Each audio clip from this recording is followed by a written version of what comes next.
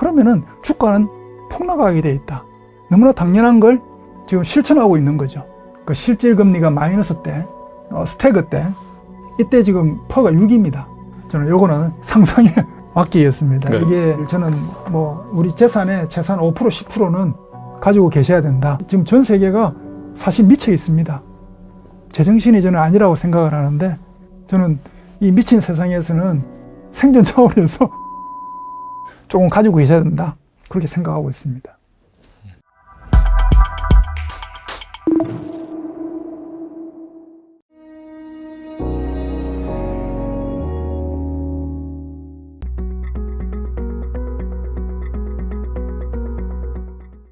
그러면은 주가는 폭락하게 돼 있다. 너무나 당연한 걸 지금 실천하고 있는 거죠.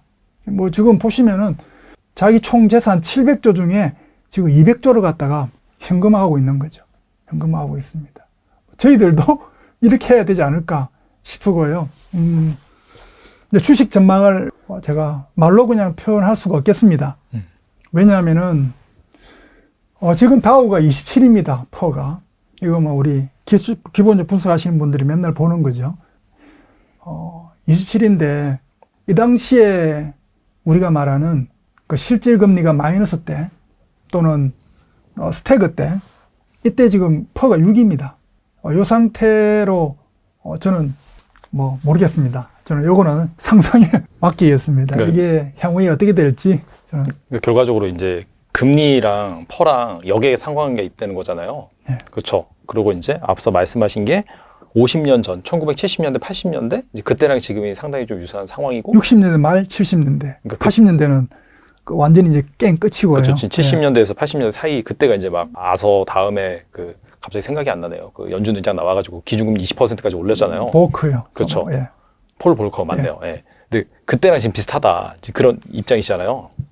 더 심각합니다. 네. 그러니까 그거보다 좀 더 심각한 거고, 그렇다면은 이제 여기서 나왔을 때 그 다우 PR이 지금 27배고 그때 당시에 6배까지 떨어졌었다라고 한다는 것 자체는 사실 그때보다 더 심각하다라고 말씀하시는 거는 그때보다 금리가 더 올라간다고 보시는 건가요, 그러면? 그때 금리는 네.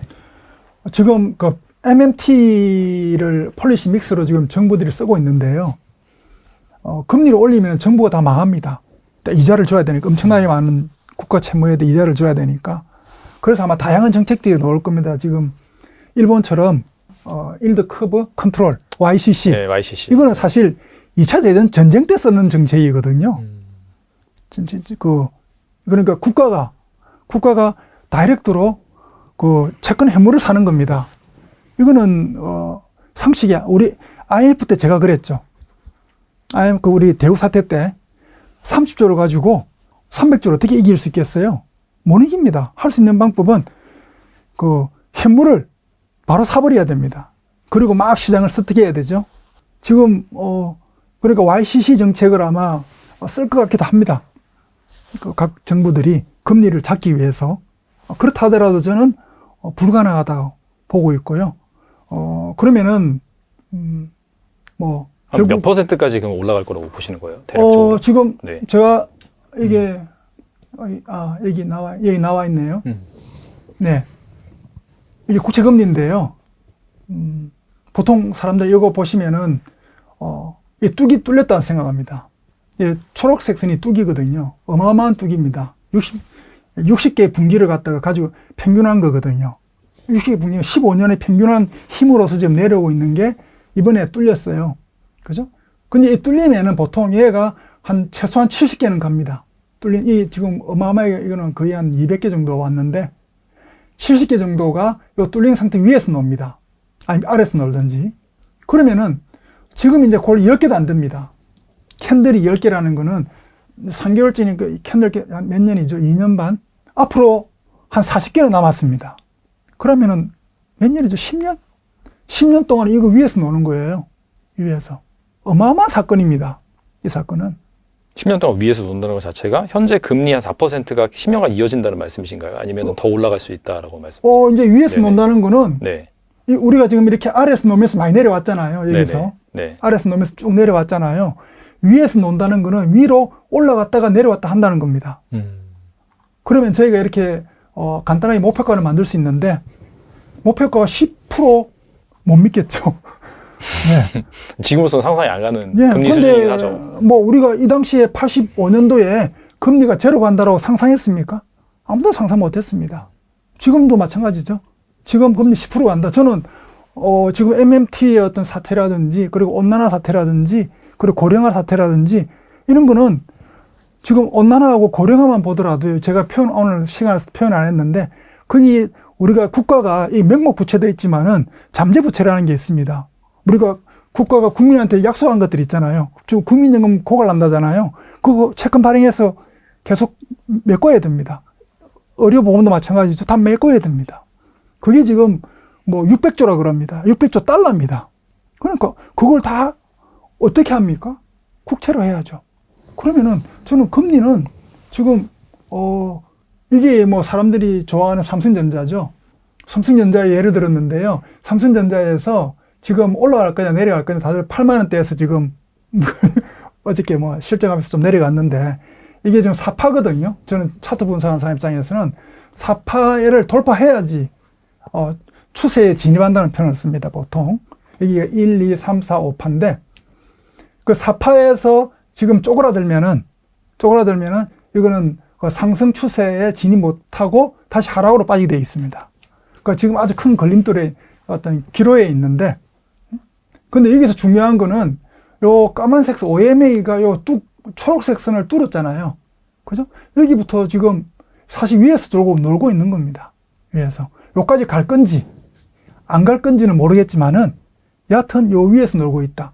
다른 말로 표현하면은 지금 미국 국채금리는 앞으로 한 10년은 요 위에서 논다는 겁니다. 요까지 갈지 아니면 요 4파면 6%잖아요. 6%까지는 갑니다. 저는 무조건 10년 동안 이런 상황을 우리는 대비를 해야 됩니다. 이거는 되게 좋아하면서 이 현실은 우리가 부정할 수는 없죠. 부정할 수는 없습니다. 그래서 1년치 전망이니까요. 이거는 이제 장기 10년치 전망이고요. 10년치 전망할 때는 분기봉을 씁니다. 분기봉. 근데 이제 1년치 전망할 때는 보통 이제 6개월에 1년치 전망할 때는 주봉을 씁니다. 주봉을 쓰는데 주봉상에서는 우리가 올해 1년 전망은 두 가지 시나리오를 생각할 수 있습니다. 한 가지는 누구나 다 바라는 내려가는 시나리오. 또 한 가지는 이제 올라가는 시나리오. 두 가지가 지금은 모릅니다. 왜냐하니까 우리가 그 차트 하시는 분들은 지금 상태에서는 요까지 앞으로 한 한두 달은 요거는 그냥 정해져 있는 경로입니다. 어떤 거냐면은 지금 올라가고 있거든요. 사람들이 두 달 동안 폭락하니까 되게 신나하는데 이유는 모르겠는데 올라가고 있어요, 다시. 그죠? 저 입장에서는 당연하죠. 왜냐? 한 방에 요 초록색 선, 요 댐을 뚫지를 못합니다. 당연히 올라갑니다.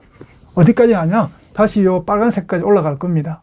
올라갔다가 다시 이것도 뚫지 못합니다. 한 방에. 다시 내려올 겁니다.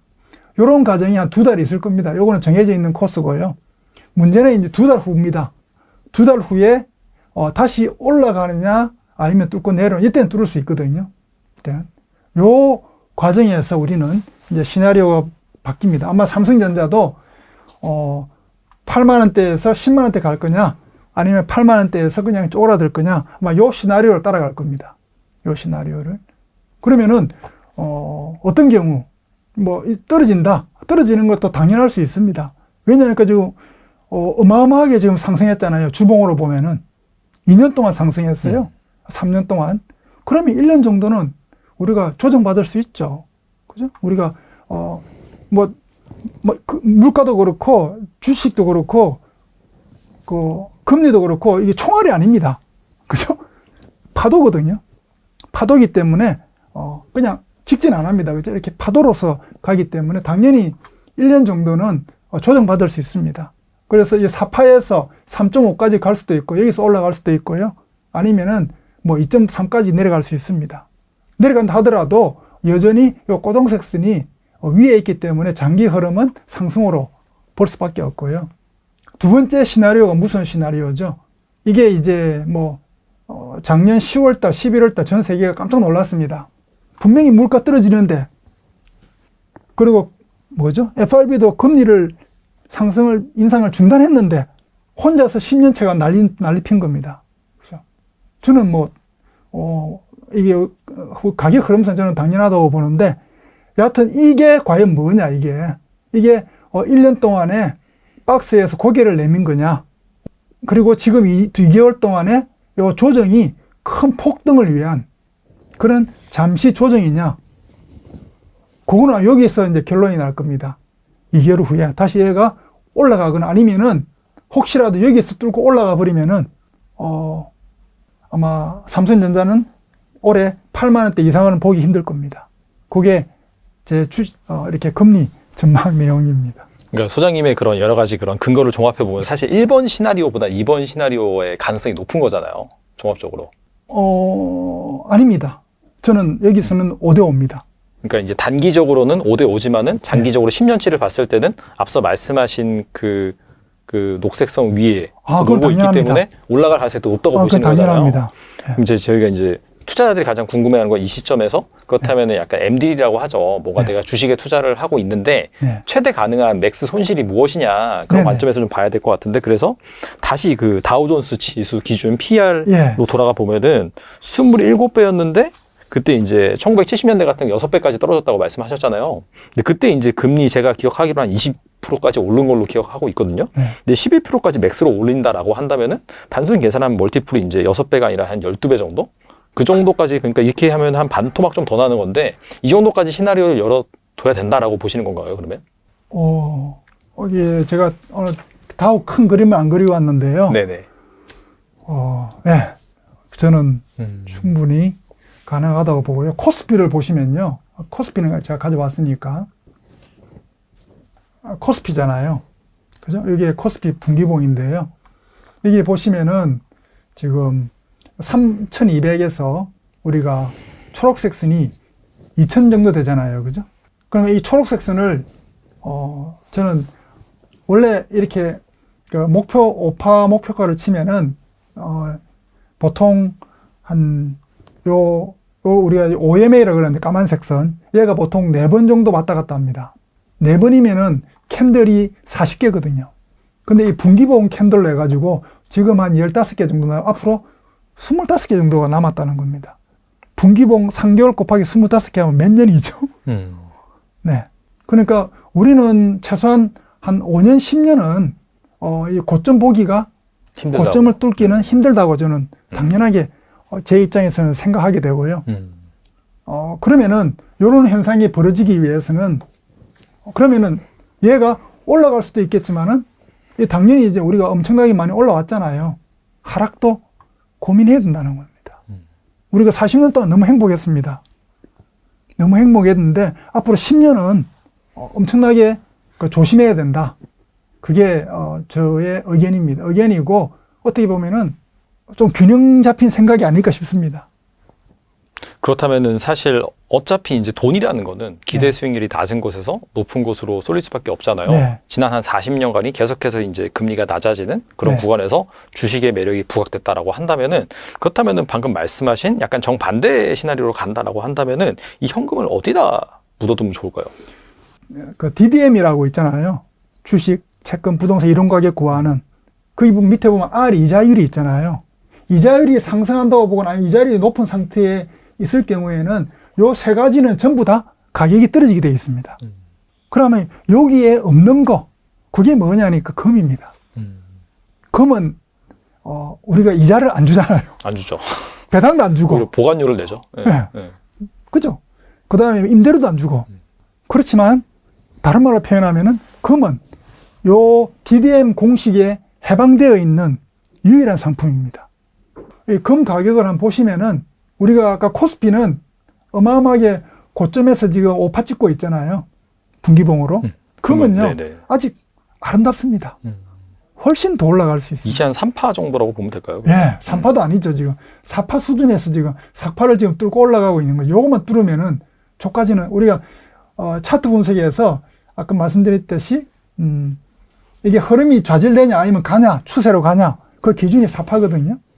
4파 수준에서 지금 조정받고 있는데, 저는 지금 상태에서는 뚫을 걸로 보고, 그러면 금 가격, 또 다른 말로 하면, 금 가격이 저는 많이, 아까 우리, 71년도에 35달러던 게 거의 한 5년 만에 뭐 200달러만큼 급등했으니까 이것도 저는 상상을 초월할 걸로 보고 있습니다.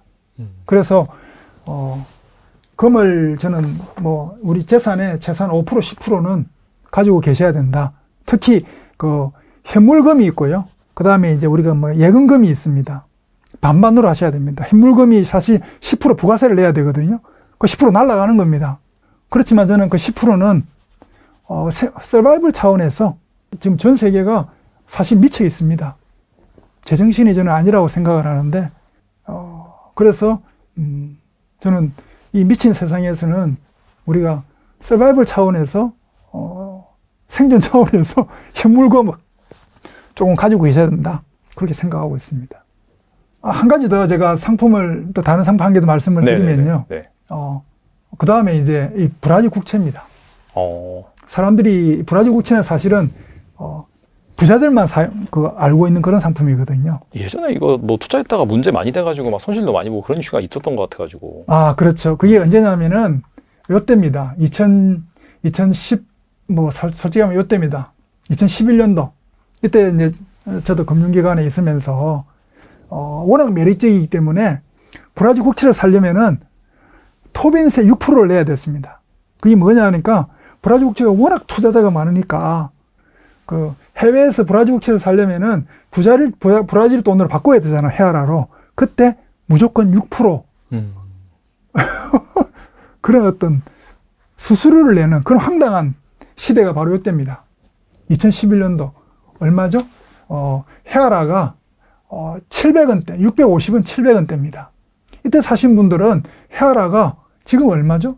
200원까지 떨어졌으니까 한 10년 동안에 브라질은 북한이 됐고요. 이건 그 상대적인 거니까 한국은 미국이 된 겁니다. 10년 동안에. 그 브라질 가지고 채 갖고 계신 분들은 이 당시에 금액이 예를 들어 이게 이제 보라색이 브라질 투자자의 어떤 투자 지수인데요. 이때 얼마냐니까 한 650원 정도 됐는데 지금 이제 한 600원 정도 되는 거죠. 이제 본전인 겁니다. 이때 사신 분들은 말씀하신 대로 그렇지만 본전이니까 괜찮잖아요. 그죠? 그런데 최근에 이제 엄청난 일이 벌어진 거죠. 우리가 말하는 요 초록색 댐이 지금 이번에 돌파한 겁니다. 그래서 요 제일 중요한 게 환율인데요. 원화할 환율인데 환율이 드디어 사실은 11년도 돼 있는데 2000년도부터 20년 동안 쭉 내려오다가 이번에 이제 상승으로 이게 상승한다는 거는 브라질 국채를 가지고 있으면 작년에 사신 분들은 지금 수익률이 50%입니다. 400원에서 600원이니까요. 지수가 50% 났고 올해 난 사람도 한 20% 났고 아마 보통 연말 되면은 각 투자자산별로 수익률 이렇게 쭉 보여주잖아요. 그죠? 아마 매년 브라질 국채가 투자자들이 가장 수익률 높은 그런 어떤 상품으로 앞으로 한 5년 정도는 넘버 3까지는 가 있을 걸로 보고 있습니다. 금하고 다른 점은 금은 이자가 없잖아요. 현금 창출이 안 됩니다. 그런데 이거는 10%씩 비과세로 이자를 주거든요. 그래서 현금이 부족하신 분들, 현금이 필요하신 분들은 요거 사셔도 되고요. 뭐 사실 국민연금하고 저는 비교를 많이 하는데 브라질 국채를 만약에 20년 동안 들고 있잖아요. 지금 상금리로. 그러면은 원금이 7배가 됩니다. 뭐 믿기 힘들죠. 그런데 국민연금은요. 지금 상태에서 지금 5% 정도 30년 동안 수익률인데 이 국민연금 세금도 내잖아요. 브라질 국채는 세금도 안 내거든요. 이게 한 4% 잡고요. 세금 빼고. 그러면 이 2배입니다. 너무 차이 나죠. 그래서 저는 국민연금도 좋지만은 무조건 혹시 브라질 국채 헤아라의 자산을 좀 가지고 계시라라고 말씀을 드리고 싶습니다. 앞서 말씀하시는 신용물 금리가 지금 현재 한 4% 정도인데 11%까지 열어놔야 된다고 말씀하셨는데 그렇게 되면 브라질 국채 금리도 그렇게 많이 오르는 거 아닌가요? 그럼 가격이 빠지는 거 아닌가요? 우리는 이 브라질 국채 투자는요. 투자는 아까 말한 캐시플로우 차원입니다. 내가 연간 평균적으로 10%씩 계속 20년, 30년을 계속 나는 받고 싶다. 우리가 금만 갖고 있을 수는 없잖아요. 금은 먹을 수가 없잖아요. 살 수도 없고. 물론 팔아서 살 수 있겠지만은. 그렇지만 얘는, 그리고 또, 우리 미래는 모르잖아요. 그죠? 근데 얘는 확정이거든요. 10년, 20년 동안 확정입니다. 그럼 확정적인 캐시플로우를 가지고 있고, 그 다음에 이제, 불확정적인 거, 그걸 우리가 좀 대비를 해야겠죠. 그런 차원에서, 물론 가격은 빠집니다. 금리 올라가면 가격이 빠지겠죠. 그렇죠. 가격이 빠지지만은, 우리가 처음에 확정한 거 있잖아요. 확정 금리. 확정 금리는 캐시플로우는 계속 받을 수가 있죠. 그리고 그 헤아라 가치가 이제 추세를 뚫고 상승하는 국면으로 갔기 때문에 그런 부분이 좀 상쇄를 할 것이다. 이제 그렇게 보시는 건가요, 그러면? 뭐 그렇게 되면 너무 아름답죠. 왜냐하면 20년 동안에 사실은 이런 말하면 이상하지만 20년 전에 1,800원이었습니다. 1 헤아래. 우리 한국 IMF 갔을 때 1,800원인 게 200원까지 내려왔거든요. 그럼 향후 20년을 봤을 때 과연 100원으로 내려갈 거냐, 원 헤아리. 아니면 다시 500원, 1,000원으로 갈 거냐. 저는 위로 갈 가능성이, 특히 자원 부국이잖아요. 미국만큼 자원 많습니다. 뭐 제2의 미국이죠. 사람들이 잘 모르는데 브라질에 대해서. 지금 브라질 갔다 온 사람이고 브라질 국제 직접 저는 기획한 사람이니까요. 어마어마한 나라입니다, 브라질이. 예, 저는 500원, 1,000원 가면은 뭐 대박이죠. 원금이 200원대 지금 샀잖아요. 원금이 2배, 4배로 늘어납니다. 예, 그러니까 아까 보여주신 그래프 상에 보면은 이제 쭉 네. 그러니까 네. 이제 그쵸, KRW랑 헤아라랑 그 비교된 그 추세선이 검은색 선이잖아요. 네, 이게 이제 그 녹색 선을 뚫었잖아요. 그렇죠. 그러니까 여태까지 계속해서 소개해주신 그 기술적 분석의 논리가 저걸 뚫으면은 추세적으로 이제 상승할 가능성이 높다, 그렇죠. 이거니까 저게 이제 오르면은 만약에 금리가 오른다 하더라도 이 환율적인 부분에서 상쇄가 돼서 그런 부분은 뭐 큰 문제가 아니다, 이제 그렇게 보시는 거잖아요. 여기 이제 여기 보라색 선입니다. 보라색 선이 엄청나게 뭐 왔다 갔다 하는데요. 그렇지만 기본적으로 보라색 선은 우리가 말하는 그 700원에서 요 사이를 왔다 갔다 합니다. 무슨 이변이 있어도요. 금리가 15% 갔다가 5%까지 떨어졌습니다. 그죠?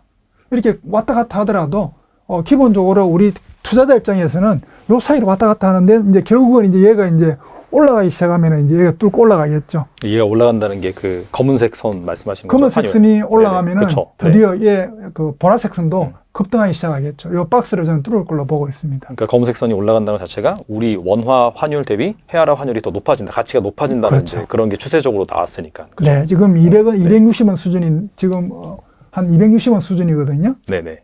그게 저는 500원, 뭐 20년을 보면 1,000원도 갈 수 있다. 그러면은 뭐 5배 이래 되는 거죠. 그렇게 네. 보고 있습니다. 그러니까 이거는 뭐 이자는 확정이고 요거까지 덤으로 확률적으로도 그게 맞지 않나라고 저는 생각하고 있습니다. 그 끝으로 비트코인은 좀 어떻게 보시는지 궁금하거든요. 네. 비트코인이 요거 이제 제가 사실 작년 6월 달에 네. 전망한 겁니다. 이게 아까 말한 그 비트맨이 100만 정도 되는 해온 아주 뭐 큰 그런 카페인데 여기 제가 작년 6월 달에 뭐 1년 만에 뵙다고 되어 있고요. 요때 제가 요런 걸 보여드렸습니다. 6월 달에 이때가 얼마죠? 한 3,800만 원 할 때. 이때 6,500만 원 간다. 그죠? 라고 전망했잖아요. 지금 갔죠, 6,500만 원. 네네. 네. 지금 가 있는 상태입니다. 그래서 보통 저 같은 경우는 터치했잖아요, 5파. 네. 이거 저는 50% 매도입니다. 익절. 아. 네. 지금은 익절할 상태입니다. 익절하고요. 아까 우리 코스피 5파 치니까 폭락했죠. 네. 그죠? 분기봉 보니까. 그런 것처럼 뭐 믿기 힘들지만은 저는 평생 이걸 사용한 사람 입장이니까 단기적으로는 조정 가능성을 열어둔다. 네, 저는 이 상태에서는 제 재산의 50%, 저는 사실 이게 투자하고 있는 사람이거든요. 저는 50% 저는 익절합니다. 네, 저는 익절합니다. 그리고 추이를 보는 거죠. 네. 그 다음에 뭐 두 번째 이제 이더리움도 있는데요. 이더리움 같은 경우는 조금 모양이 다릅니다. 얘는 지금 사파에서 헤매고 있습니다. 이 주봉 기준인데요. 사파에서 헤매고 있고, 요거 이제 주봉을 갖다가 이제 5배, 7배 확대한 게 이제 일봉인데요. 일봉에서 이 5파 치고 이렇게 하나, 둘, 셋, 넷 이렇게 우리가 검은색 선 이렇게 보통 4박자를 그렸는데 이런 짓을 지금 하고 있는 겁니다. 하고 있고 여기서 이제 결론이 나겠죠. 여기서 치고 올라가든지 올라가려면 아까 같이 이런 어떤 또 우리 머리 내미는 이런 게 필요할 거고요. 그런 게 있기 전까지는 지금은 어디로 갈지 모릅니다. 올라갈지 내려갈지. 그러니까 이더리움은 지금 상태에서는 모르는 상태다. 뭐 모르는 건 모르는 거죠. 모르는 건 모르는 거고. 그렇지만 아마 2, 3주면은 결론이 날 겁니다. 얘가 내려갈지 올라갈지. 근데 만약 비트코인이 만약에 이렇게 요 상태에서 빠진다면은 우리가 이더리움도 이 상태에서 빠지는 걸로 보시는 게 맞지 않을까 싶습니다. 네. 지금 좀 어떤 우울한 이야기를 많이 했는데요. 네네. 그래도 최소한 우리가 그 대안은 있다. 어떤 대안이냐면은 아까 말한 금이라는 상품이 있고요. 그리고 뭐 브라질 국채라는 상품이 있고 또 뭐 쓰레기라고 하지만은 그 이미 좀 금이 된 디지털 금이 비트코인이 있고요. 이런 투자할 상품이 있습니다. 상품이 있고. 근데 마지막으로 제가 조언을 드리고 싶은 거는 지금 세계가 워낙 뭐 사실 좀 비정상인 상황이 있기 때문에 꼭 인버스 ETF를 지금 뭐 꽃벌스를 해가지고 막 그런 거 하시면 안 되고요. 그 인버스 ETF에 대해서 관심을 가지셔야 되고, 왜냐하면 주가가 내려갈 수 있으니까요. 그러려면은 그 검투앱에서 연수를 받아야 됩니다. 그 연수 꼭 지금 받아 놓으시길 바라고요. 그리고 인버스 ETF에 대해서 좀 관심을 가지셔야 될 것 같고, 두 번째는 앞으로 계속 이 금융산업이 이제 사양산업입니다. 한 40년 동안은 어마어마하게 웬만큼 금융인들이 뭐 실수하고 전망 잘못하고 그래도 주가는 계속 올라갔으니까 먹고 살았습니다. 근데 앞으로 10년은 금융산업에 어떤 그 리포트나 어떤 걸 하더라도 계속 쉽지 않을 겁니다. 그럼 금융산업은 사양산업이 됩니다. 어쩔 수 없이. 그럴 때 이제 어떤 상품이 나오냐면은 그 이상한 상품들이 나옵니다. 우리 금융기관이 살아남기 위해서. 그게 이제 말하는 이제 ELS, DLS 이런 상품들이 저는 그걸 엄청 조금 비판적이지만은 여하튼 원금 비보장 ELS, DLS는 쳐다보시면 안 됩니다. 우리가 그 복권 사시잖아요. 혹시 안 쳐놨어요. 네. 예. 저도 평생 복권 안 사는데요. 그 복권은 기대 수익률이 마이너스 50%입니다. 알면서도 우리가 사는 사람들이 있는 거죠. 이게 사소한 거지만은 우리가 지능 게임을 하는 금융 상품에 조금 더 신중해야 할 필요가 있고요. 이 복권의 상품의 대표적인 게 ELS, DLS입니다. 복권과 똑같습니다. 뭐 어디 터치하면 대박, 어디 터치하면 엄청난 손실. 복권이거든요. 그러니까 이 복권의 상품에 대해서 우리가 조금 우리 앞으로 이런 게 더 많아질 겁니다. 이걸 우리가 조심해야 될 것 같고요. 마지막으로 한 가지 더 말씀을 드리고 싶은 게, 이 보는 화면에 보시면은 이 뭐 엘리라는 분하고 카네만이라는 분, 이런 분들은 노벨상 받으신 경제학자인데, 이런 분들을 통해서 우리가 우리 사람의 본능에 대해서, 이 사람들 사람 본능을 연구하시는 심리학자들입니다. 우리 사람의 본능은 이 투자 게임에서는 무조건 지는 쪽으로 지금 우리가 지금 되어 있습니다. 우리 본능이. 그리고 저는 이런 사람의 말이 아니라, 저는 성경도 보는 사람인데, 이 조물주도 이 성경책도 보면은 돈을 사랑하는 것, 한마디로 투자하는 거죠. 투자하는 것은 많은 근심으로 자기를 찌른다고 되어 있습니다. 다른 말로 표현하면은 우리가 만들어질 때 투자에 대해서 조심해야 된다. 우리 본능은. 물론 이런 우리 본능이 생존 본능이라든지 위험 회피 본능은 우리가 여러 가지 좋은 점이 있습니다만, 이 투자와 관련해서는 우리가 지는 게임을 할 수밖에 없는 그런 상황에 우리가 만들어졌다. 그리고 그럼 우리가 어떻게 해야 되냐? 우리가 어떻게 이기는 게임을 할 거냐? 그거는 혹시 기회가 되면은 제가 다시 한번 이런 기회를 가졌으면 싶고요. 아니면 좀 성격이 급하신 분들이라면은 저희 깊은 고찰, 이 보면은 깊은 고찰 유튜브에 오시면은 또 이런 어떤 내용이 상세히 표현되어 있습니다. 뭐 우리가 이기는 게임을 해야 되지 않겠습니까? 저는 우리 또 앞으로 너무 지금 힘든 상황이기 때문에요. 앞으로 10년은 막 쏠리지 마시고 그렇게 좀 했으면 좋겠습니다. 네, 감사합니다. 네, 또 이렇게 긴 시간 동안 또 왜 앞으로 금리라든지 매크로 이슈라든지 주식시장의 멀티플이 그렇게 될 수밖에 없는지 말씀해 주셨는데, 사실 정말 장기를 두고 예측을 하시는 그런 부분이기 때문에 단기적으로는 안 맞을 수도 있지만은 혹시라도 이럴 가능성에 대해서 늘 한번 염두에 두시고, 특히나 이제 워렌 버핏 같은 경우에도 계속해서 현금을 쌓아놓고 단기 시세 중심으로 투자한다는 그런 부분도 한번 생각을 해보시면서 꼭 이렇게 하셔라 라는 건 아니지만은 꼭 그럴 가능성에 대해서 항상 염두를 해두시고 투자를 하셨으면 좋겠습니다. 네, 지금까지 김영철 소장님 나오셔서 감사합니다. 네, 감사합니다.